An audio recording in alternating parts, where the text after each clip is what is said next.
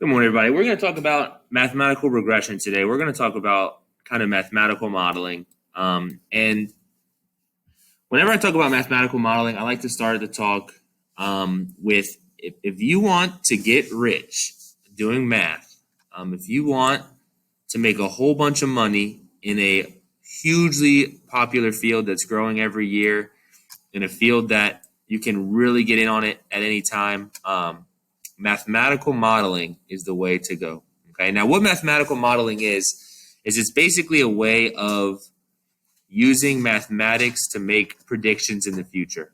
Okay. And that is an oversimplification of events for sure. But, some examples that I like are, if you've ever been sitting at a stoplight and it's been red for 2 minutes, and then all of a sudden it turns green for 5 seconds, and then it's turning yellow again, and you're thinking to yourself, man, I've been sitting here for 2 minutes and I've only got 5 seconds to go. That doesn't seem fair.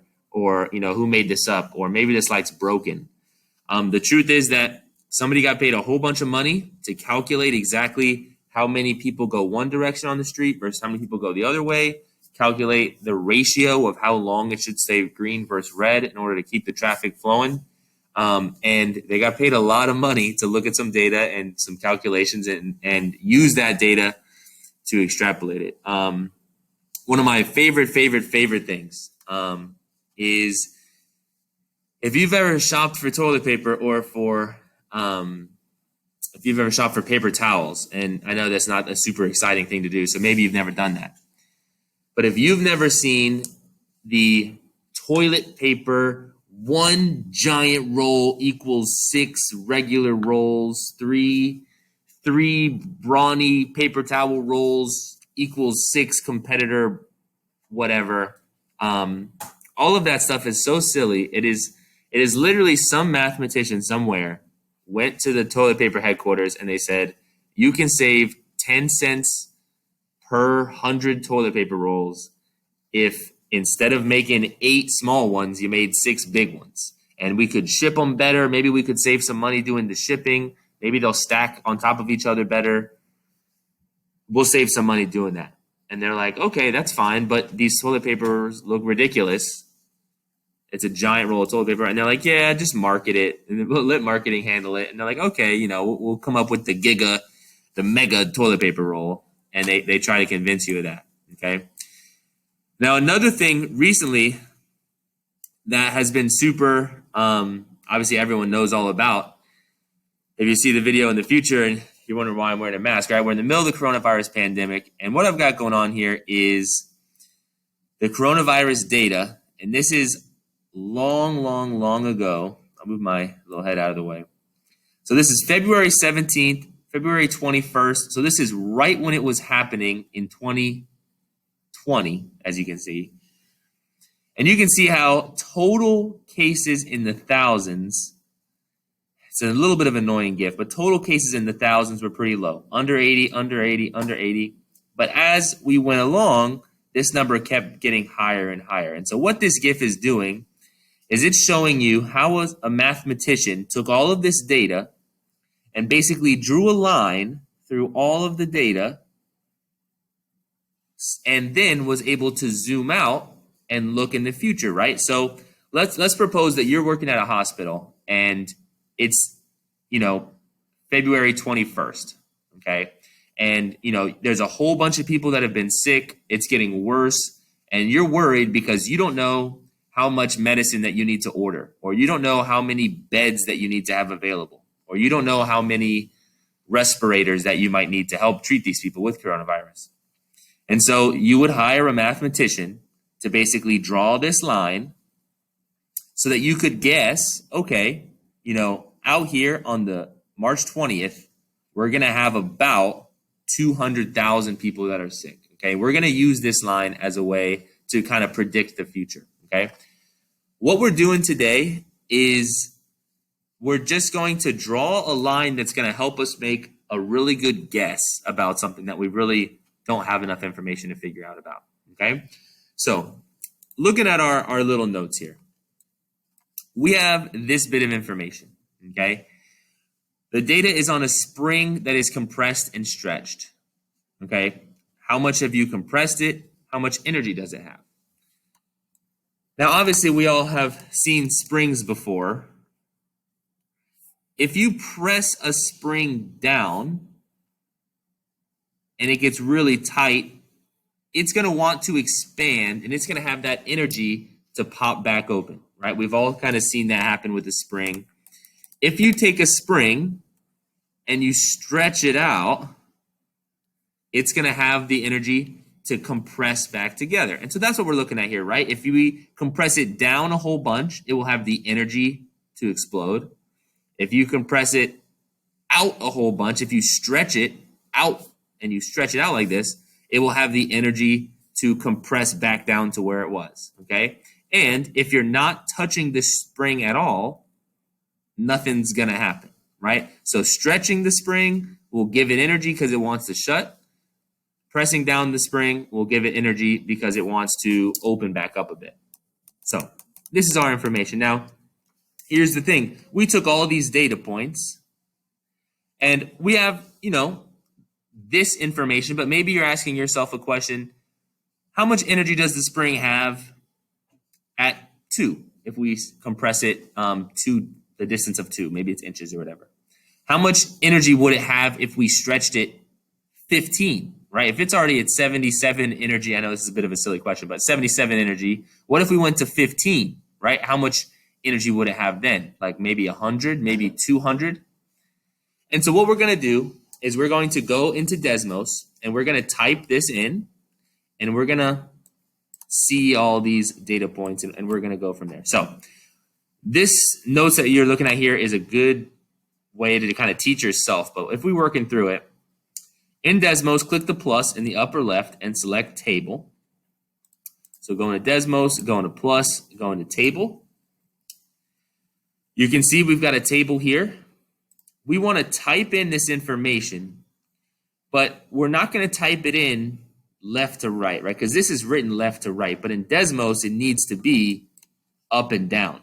So we're going to put all of the top as our X's. We're going to put all of the bottom as our Y's, and we just need to get that information in there. So that would be -5, nope, -5, -3, -1. 1, 0, 4, 6, 8.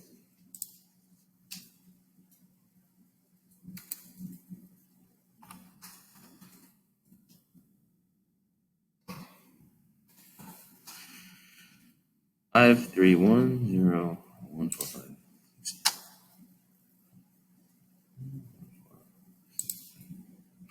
Cool. And these values need to be 30, 11, 1, 0.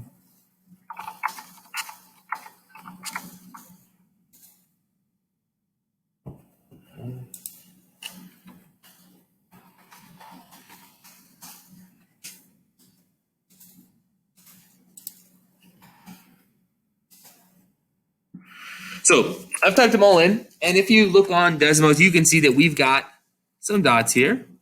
These are the dots that we've plugged in, right? 0, 0 is right here. -1, 1 is right here. 1, 1.5 is right here. And if we zoom out, we can see all of our dots, okay? I got some dots that come down. I've got some dots that go up, and we've got a good idea. Now, the best thing we can do as far as looking at these, because if I want to see all of them, and I've got to zoom out this far, it looks not great, right? I can't really see the whole picture. If I zoom in too far, it still doesn't really work too well. So the first thing that I really want to teach you guys about how to do this is there's a little magnifying glass right here. And this little magnifying glass will automatically zoom in perfectly so that you can really see the whole picture of your graph, okay? If you look what it's done here is it's made it so that from 0 to 5 in the X direction is the same as from 0 to 50 in the Y direction. Okay, so it's given us a nice little stretch here where 1 unit in the X direction is 10 units in the Y direction. And that's not changing our graph at all. That's just making it so that we can see the graph better. Now that I can see the whole thing, looking at this, it looks like a nice U shape, right? I mean, it's coming up on this side, it's going up on that side, and that's kind of what we talked about, right? If you compress the spring, it will get more energy. If you stretch the spring, it will get more energy. In the middle, when you're not really messing with it, it's not going to have a whole lot of energy. So this makes sense. It's a nice U shape. Now, going back to the notes, we're feeling pretty good. We've got the table. We've got it typed in. It looks like that.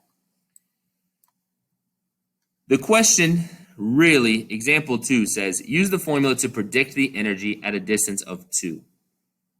Okay. If we go to DESMOS, here's our value of 2.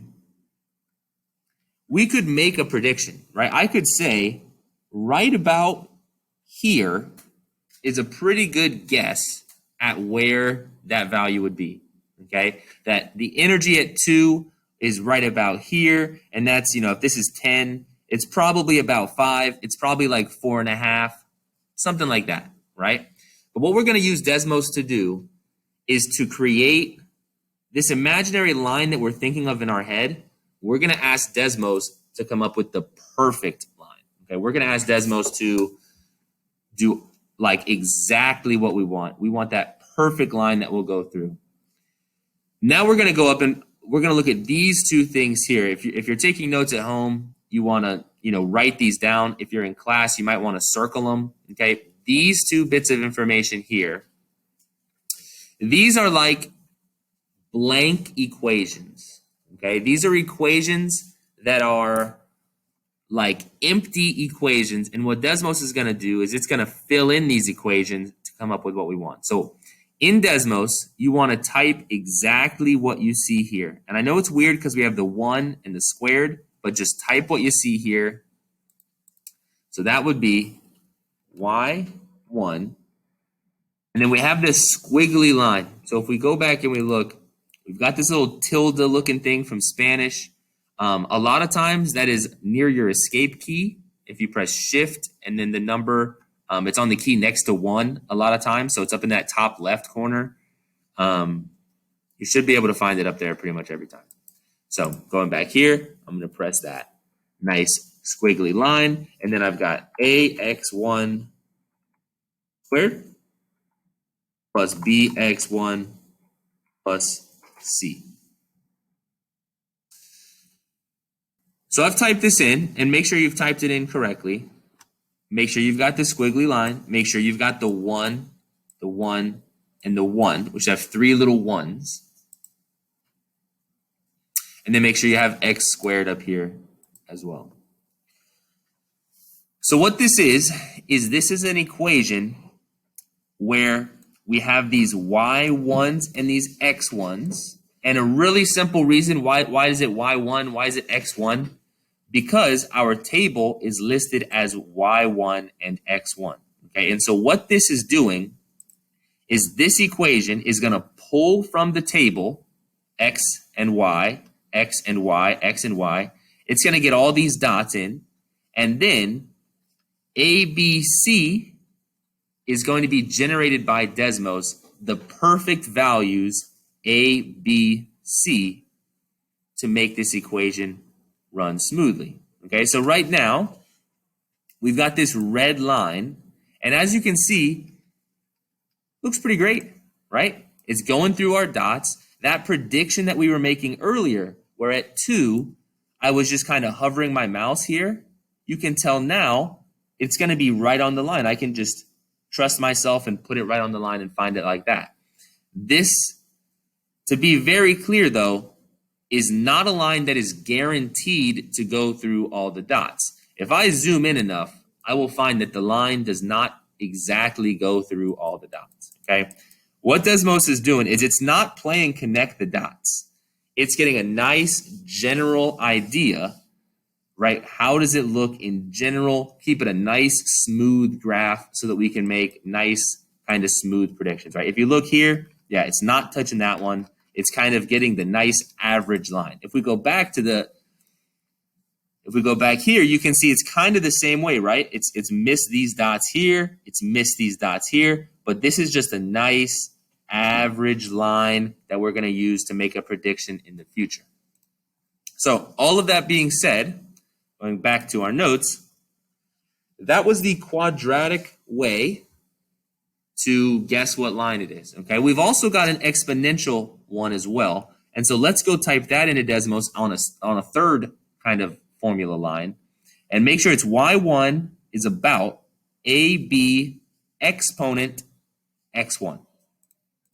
Okay, so getting my head out of the way again, that's y1 is about ab exponent x1. It's a little funky because you have an exponent and then in the exponent you have a subscript, but just bear with me. Now again, I'm going to press, anytime that you change your zoom, this magnifying glass will come back, and that magnifying glass is always on your table. You can press that and it'll return you kind of to that nice zoom that we had earlier. So what I have here is a red and a black graph, and these are both Desmos giving you the best try at a line that goes through the dots, okay? If I look at just my red graph, we can see that it goes through the dots pretty well. It doesn't go through them perfectly, but it does go through them pretty well. I'll hit the magnifying glass again. If I check out my black line, I can see that over here it looks pretty good. But over here, it's not really telling the whole story, okay? So what this is you saying, Desmos, does it look like a U-shaped quadratic function, or does the dots, do they model a more exponential type function? And what Desmos is telling you with this r squared value is how good of a line it thinks it is, okay? So r squared, you can kind of think about it like Desmos' confidence, okay? Desmos is saying that this red line is basically 99% good, okay? If it had an r squared value of 1, it would feel perfectly confident that this was exactly the perfect line. 0.9999 is pretty much as good as it's going to get, okay? If we look at this exponential function, Desmos is saying it is only 79% confident, okay? It's a lot lower than the 99, and we can tell it's lower because it literally doesn't look as good, okay? We can tell with our eyes that the red graph is better. And so for this function, the black graph is not as good as the red graph. The exponential function is not as good of a modeler as the quadratic function is. Now, if we look back over here, this is modeled with an exponential function, right? It's low with the asymptote, and then it's going to launch up, and right, it's not a U shape. And so here we would have a different kind of the reversal of roles. If we tried to model this with a U, and then we tried to model it with an exponential function, Desmos would say that it likes the exponential function better. So we look at these r squareds, we say, okay, Desmos likes the U-shaped graph better. I'm going to turn off the black graph, and I'm going to look only at the red values for now. So going back, we're basically done, okay? Here's what's happened. We've taken the dots, we've plugged them in, we've asked Desmos, Desmos, please give me a good line. Desmos has said, here's a pretty good line. And then these values here, A, B, C, this is what we need to know, okay? This is where you can kind of maybe start dozing off, and maybe you're like, all right, this is boring, blah, blah, blah, right? It's a whole lot of talking to Desmos. I'm sick of this.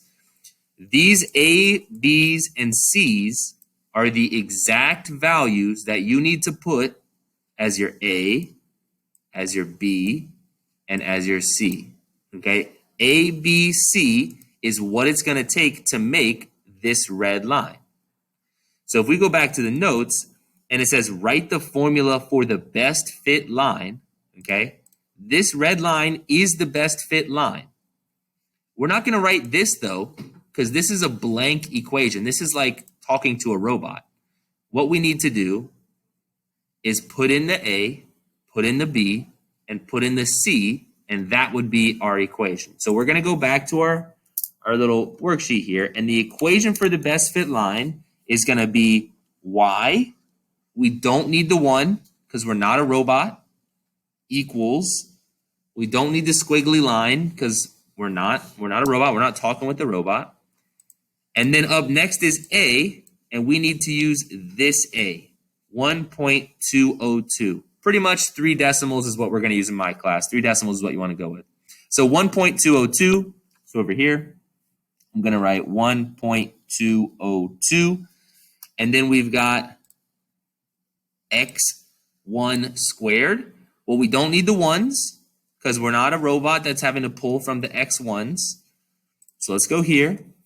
It's just x squared, right? So this right here is our a, and we've just plugged it into the a, easy. Now we need plus b. So this is going to be plus b, and b is negative 0.012. We can do a little rounding. So maybe it would be something like minus 0.012 x. And then we're finally with our c, and c is negative 0.015. Negative 0.015. And so this right here is the absolute best equation that you could possibly have to predict the future of our graph, okay?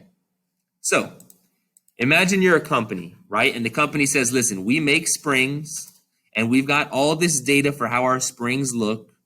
We want to know, we want to have a good way of telling exactly how much energy our springs have.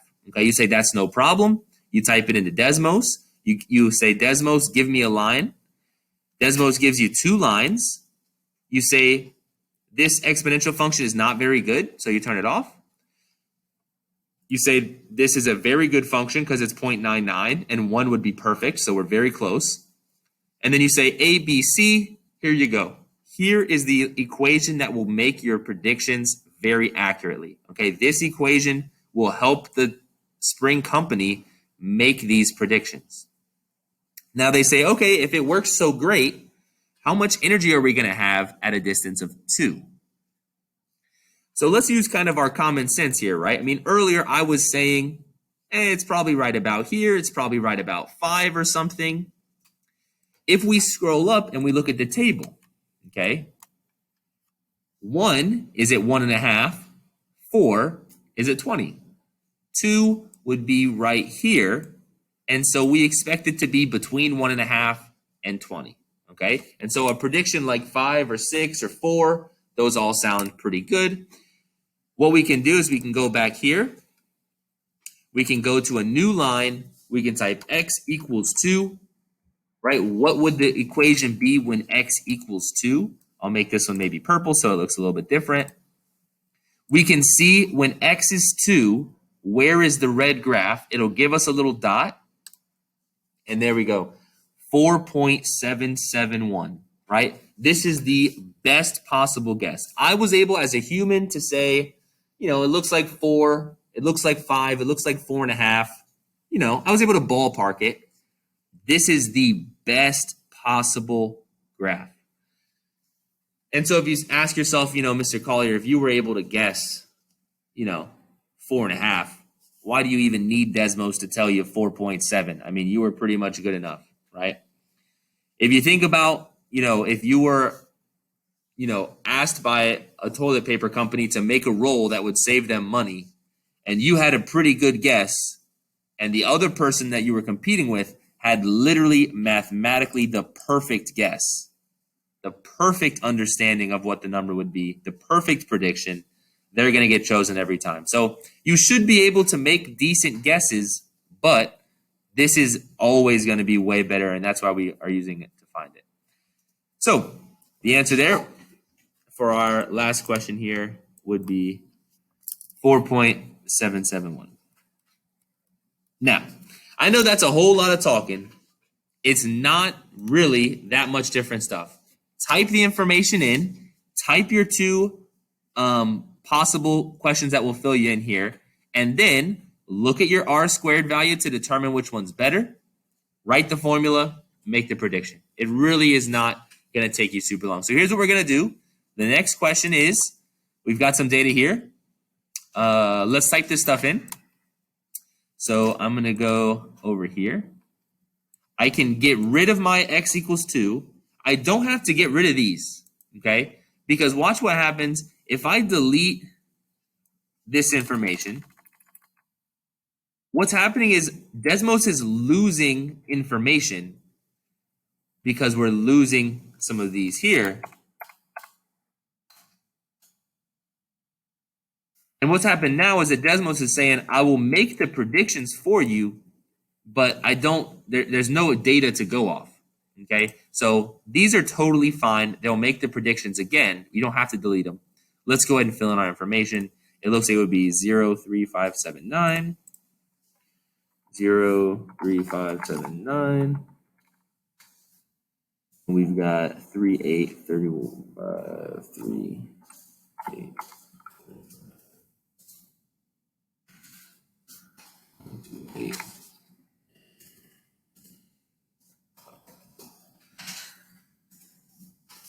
So I've got these typed in. What I would recommend is always double check that you've typed them in correctly. I'll tell you right now, this always happens every time. Somebody types all these in and they end up with 28 instead of 128. And then their graph, you can see here, instead of going up like it should, has accidentally gone down. Now Desmos is going to try to make a line that takes that into account, and the line's going to be way off. So make sure that you've typed everything in correctly over here. I always double check 03579, 03579, 3835, 128, 512, 3835, 128, 512. Looks perfect. I'm going to go ahead and hit the little magnifying glass because I can't see the whole picture right now. You can see that it's done a different zoom, right? So now every 2 in the X direction is worth 200 in the Y direction. So it's made an even bigger zoom. We can see our nice graph here. I can now look at how does my quadratic graph look. And you can tell how it's not going through all the dots, but it's got, it's okay, all right? It's kind of got the general shape here. It's going up. Now, if I look at the exponential function, we can see, okay, this is clearly a better line, right? You look at the r squared and you see 1.111. Now, kind of a little pro tip here. If you see this log mode box, you got to press it, okay? On the calculators, they've always calculated it with the log mode on. And so on the SOL test, the log mode is always checked on. So if you see this box, you got to press this box. It's not always there. It wasn't there last time. Honestly, I have no idea what it does. We can press this and it would tell us all about log mode. Changes the strategy that the calculator uses to fit it. Right. Don't worry about it. Click the box if you see it. Simple as that. We can see that the red quadratic graph is now worse than the black exponential graph. We like the r squared value more because 97 is higher than 94. So that is our official way to decide is to look at the r squared value. And okay, that's pretty much it. We've decided that this is the perfect function. We can go back to our notes here. It says which formula has the r squared value closer to 1. Okay, that was easy. We already decided that it would be the exponential function.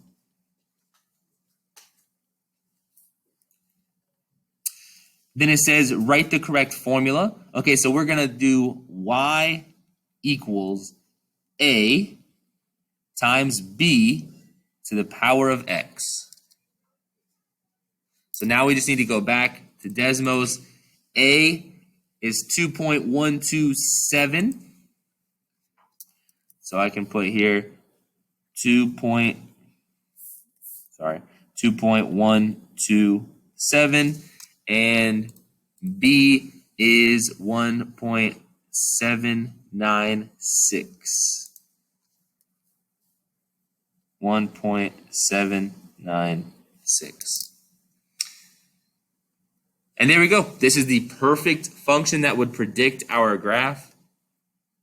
And so it says use the formula to predict the y value when x equals 18. So if this is what we know, x equals 18, we're trying to figure out here, okay, it's getting up really fast. What happens when x equals 18, right? What would this value be here? I could make a guess, right? This is going up super fast. We're already at 500. This is going to be a very, very, very high number. I mean, a super high number, maybe like 1,000,000, maybe even higher than 1,000,000, right? So if I go to DESMOS and I know that x equals 18 is where I'm looking, I can go to a fourth line here. I can type x equals 18. I'm going to have to scroll over to where x is equal to 18. I've got a blue line here. And then I'm going to need to scroll up until I see where these touch. And as you can see, it's going to take me a while. So I'll zoom out. I'll look up. Where are they going to touch?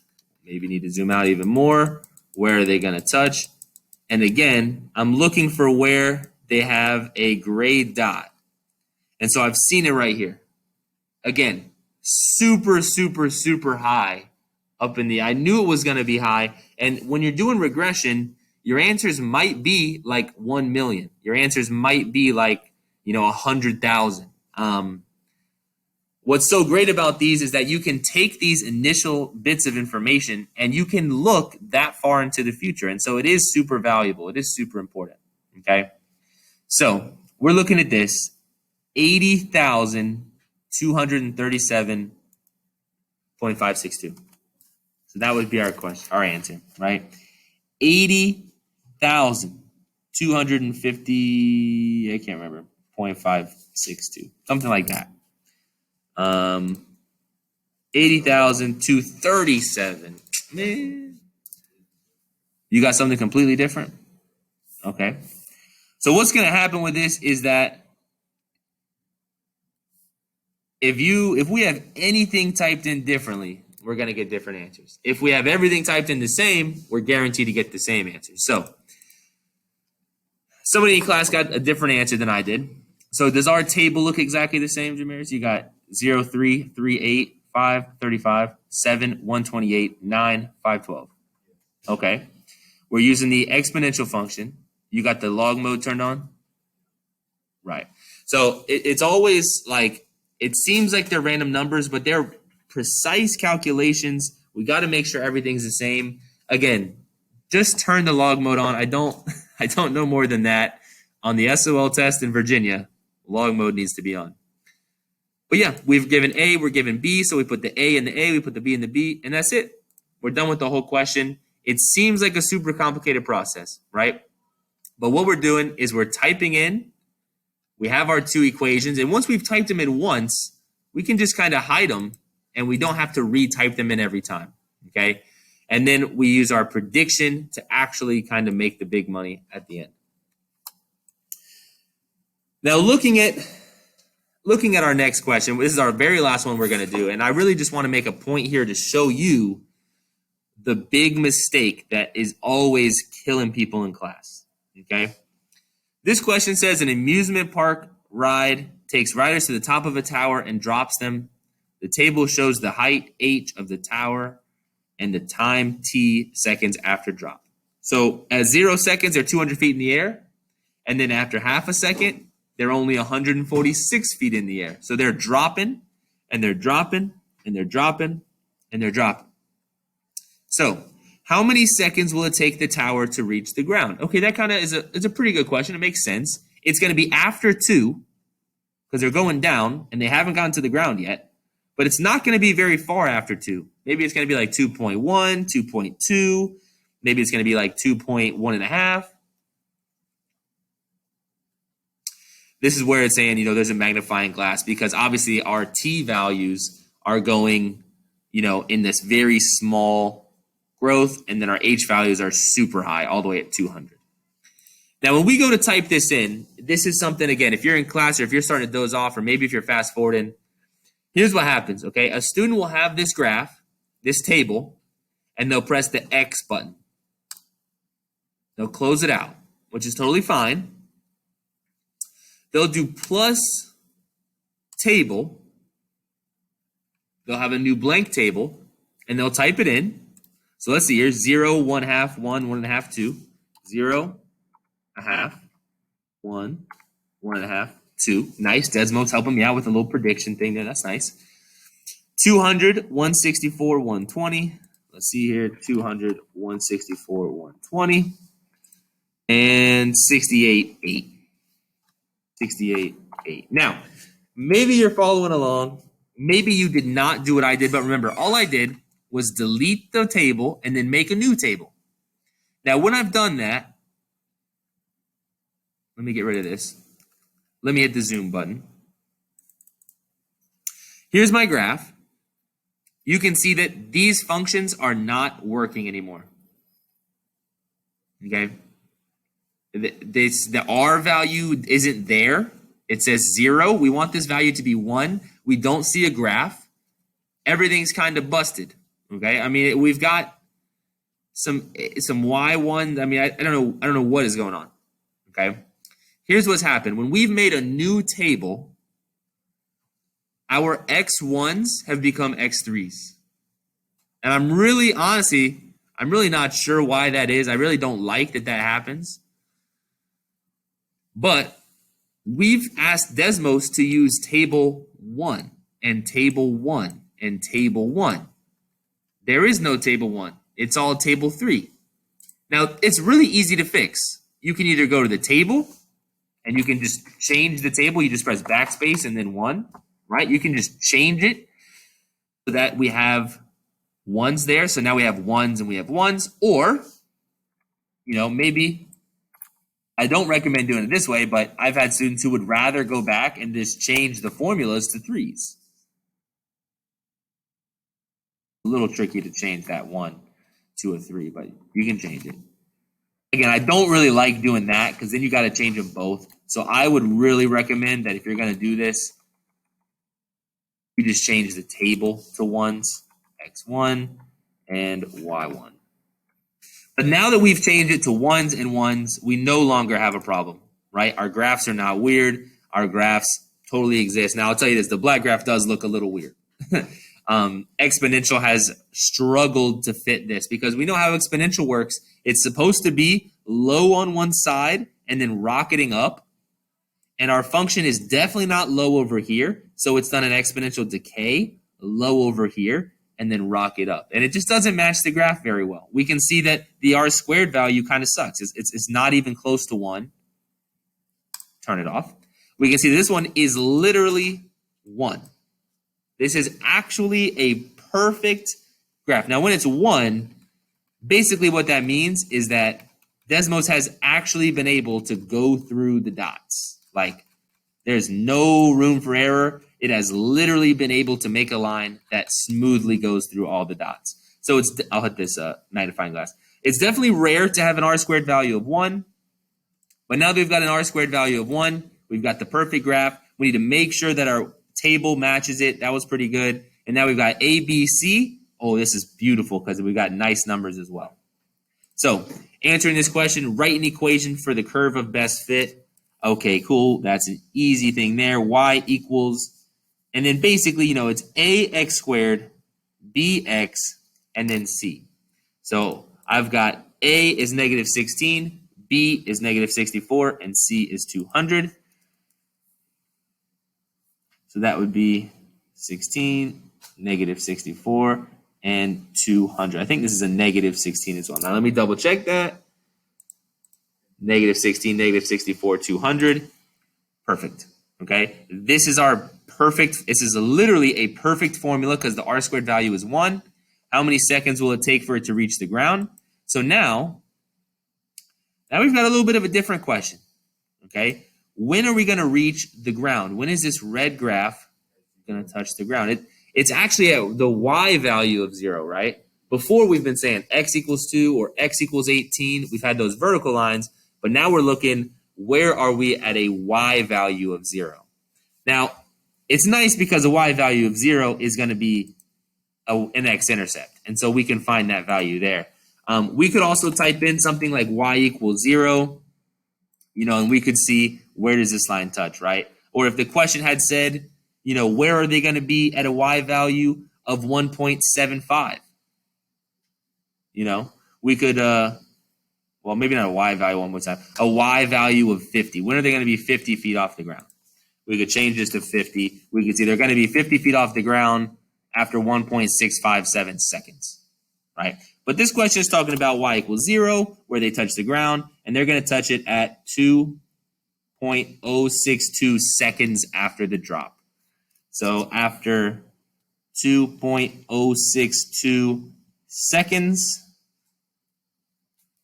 they're going to reach the ground.